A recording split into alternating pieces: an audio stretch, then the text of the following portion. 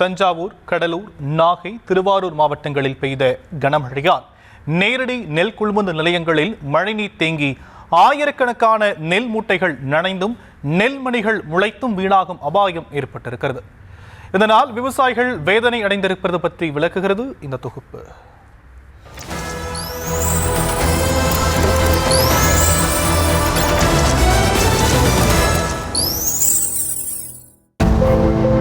தஞ்சாவூர் மாவட்டம் கும்பகோணம் மற்றும் அதன் சுற்றுவட்டார பகுதிகளில் பெய்த கனமழையால் திறந்தவெளி நெல் கொள்முதலில் குவியலாக அடுக்கி வைக்கப்பட்டுள்ள நூற்றுக்கணக்கான நெல் மூட்டைகள் மழையில் நனைந்து சேதமானது.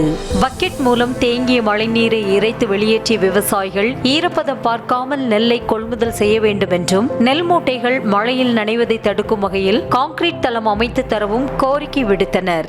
நேச்சுரல் டிபிசியில் நெல் கொட்டிருக்கோம். இது வரைக்கும் மழை பெஞ்சதுனால எங்களால் போட அமைப்பு இல்லாமல் இருக்குது. இதை ஈரப்பதம் பார்க்காம சீக்கிரம் போட்டு தருமாறு மிக தாழ்மையாக கேட்டுக்கொள்கிறேன். இந்த மழை பெஞ்சா பள்ளத்திலேயே கடந்து நெல்லுலாம் முளைச்சி போயிடுது. அதனால களம் அமைச்சு கொடுக்குமாறு இதை நான் கேட்குறேன். திருவிடைமருதூர் மற்றும் அதன் சுற்றுவட்டார பகுதிகளான திருப்பனந்தாள், பந்தநல்லூர், ஆடுதுறையில் பெய்த கனமழையால் நேரடி நெல் கொள்முதல் நிலையத்தில் குவித்து வைக்கப்பட்டிருந்த நெல்மணிகள் சேதமடைந்தன. நெல்மணிகள் முளைக்க தொடங்கியதால் கவலையடைந்த விவசாயிகள் நெல்லை பாதுகாப்பான இடத்திற்கு கொண்டு செல்ல கோரிக்கை விடுத்தனர். இதேபோல திருவையாறை அடுத்த குண்டக்குடி பகுதியில் 30 நாட்களே ஆன இளம் பயிர்கள் நீரில் மூழ்கியதால் விவசாயிகள் வேதனை அடைந்தனர். பெரும் இழப்பு ஏற்பட்டுள்ளதாக கூறும் விவசாயிகள் வாய்க்கால் தூர்வார வேண்டுமென்றும் பாதிக்கப்பட்ட தங்களுக்கு இழப்பீடு வழங்கவும் கோரிக்கை விடுத்தனர். இந்த பேஞ்ச மழையில அடித்தூர பிடிங்கி பார்த்தாலும் அழிவு போயிருக்கு. நெருக்கி 30,000 போல செலவு பண்ணியிருக்கோம். ஒரு ஏக்கர் இருக்கும். ஒன்றும் பிரயோஜனம் இல்லாம இருக்கு. தூர்வாரி எடுக்காம வாய்க்கால தண்ணி போகாம வராம ரொம்ப கஷ்டமா இருக்கு. அரசு பார்த்து எதோ எங்களுக்கு ஒரு நிவாரணம் பண்ணுங்க.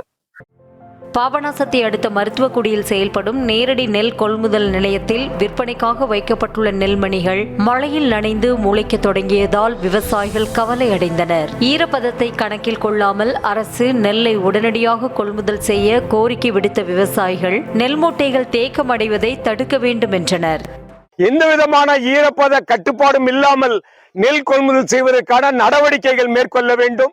இதனால் விவசாயிகளுக்கு பெருமளவில் பொருளாதார நட்டம் ஏற்பட்டிருக்கிறது. அதை ஈடுகட்டுவதற்கு மத்திய மாநில அரசுகள் உத்தரவிட வேண்டும் என்று நாங்கள் கேட்டுக்கொள்கின்றோம்.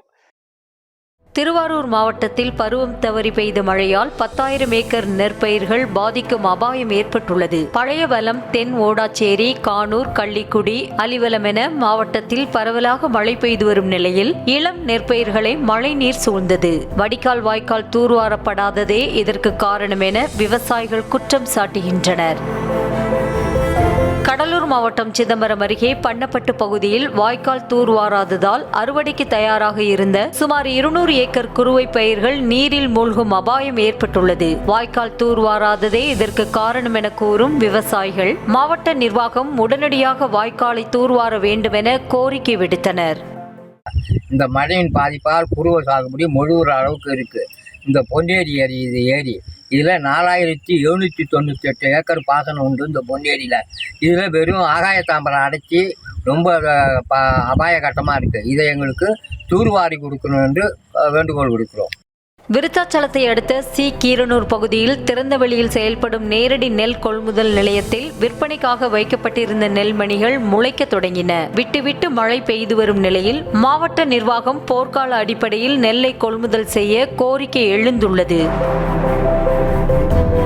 நாகப்பட்டினம் மாவட்டம் கீழ்வேலூர் மற்றும் சுற்றுவட்டார பகுதிகளான பட்டமங்கலம், திருக்கண்ணங்குடி, செருநல்லூர், இலுப்பூர், வடக்காலத்தூர் உள்ளிட்ட சுற்றுவட்டார பகுதிகளில் 100 ஏக்கரிலான இளம் நெற்பயிர்கள் மழைநீரில் மூழ்கி சேதமானது. இதனால் கவலையடைந்த விவசாயிகள் உரிய இழப்பீடு வழங்க வேண்டுகோள் விடுத்தனர்.